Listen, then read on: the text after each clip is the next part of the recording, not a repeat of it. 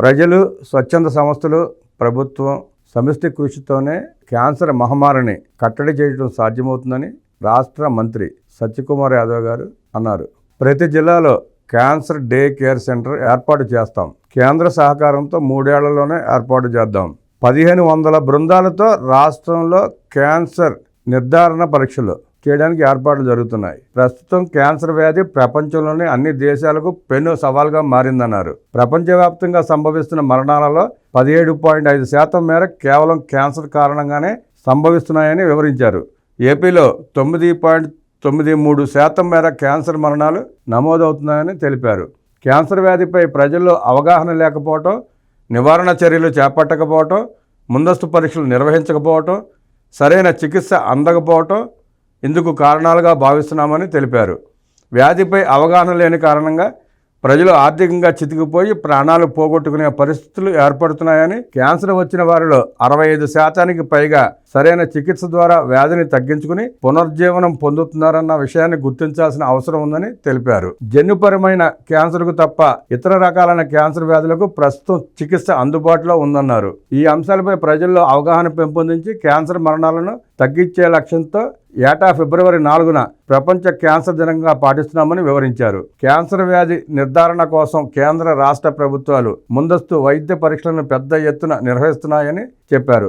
గత నవంబర్ 14 నుంచి రాష్ట్ర వ్యాప్తంగా 4 కోట్ల మందికి పైగా ప్రజలకు క్యాన్సర్ ప్రాథమిక స్క్రీనింగ్ పరీక్షలను నిర్వహించేందుకు ప్రభుత్వం శ్రీకారం చుట్టిందన్నారు. ప్రధానంగా oral cancer, breast cancer, cervical cancer వ్యాధులకు ప్రస్తుతం ఉచితంగా పరీక్షలు నిర్వహిస్తున్నామని చెప్పారు. దానికి అనుగుణంగా 1500 బృందాలను నియమించినట్లు చెప్పారు. ఇందులో 155 మంది సూపర్ స్పెషలిస్టులు, 238 మంది స్పెషలిస్టులు, 4000 మంది ఏఎన్ఎంలు, 4000 మంది వైద్యాధికారులు, 18,000 మంది ఆరోగ్య కార్యకర్తలను బృందాలుగా ఏర్పాటు చేశామని తెలిపారు. వీరి ఆధ్వర్యంలో ప్రతి గ్రామంలో ఆయుష్మాన్ ఆరోగ్య మందిర్లో ఉచిత క్యాన్సర్ ప్రాథమిక పరీక్షలు నిర్వహిస్తున్నామని వివరించారు. ఇప్పటి వరకు 71 లక్షల మందికి పైగా పరీక్షలు నిర్వహించగా ఇందులో 66,000 మంది అనుమానితులుగా తేలారన్నారు. వీరిని బోధనా ఆసుపత్రులకు చెందిన ప్రివెంటివ్ ఆంకాలజీ యూనిట్లకు రిఫర్ చేశామని తెలిపారు. అక్కడ వారికి వ్యాధి సోకిందా లేదా అన్న విషయాన్ని వైద్య పరీక్షల ద్వారా నిర్ధారిస్తారని వివరించారు.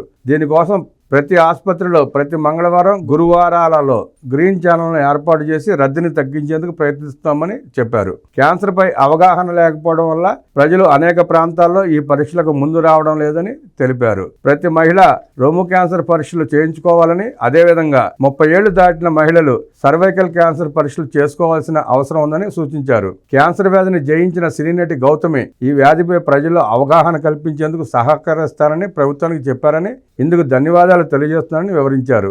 ఈ సందర్భంగా ప్రజలు కూడా సహకరించి ముందుకు వచ్చి పరీక్షలు చేయించుకోవాలని మంత్రి సత్యకుమార్ యాదవ్ గారు విజ్ఞప్తి చేశారు. క్యాన్సర్ ఆదిలోనే గుర్తిస్తే నయం చేసుకోవడం చాలా సులభం, ముదిరితే కష్టం. ప్రభుత్వం అందిస్తున్న ఉచిత చికిత్సకి, టెస్టులకు ప్రజలు కూడా సహకరించి తోడ్పాటును అందిస్తే, ముందుకు వస్తే క్యాన్సర్ని నివారించుకోవడం కష్టం కాదు.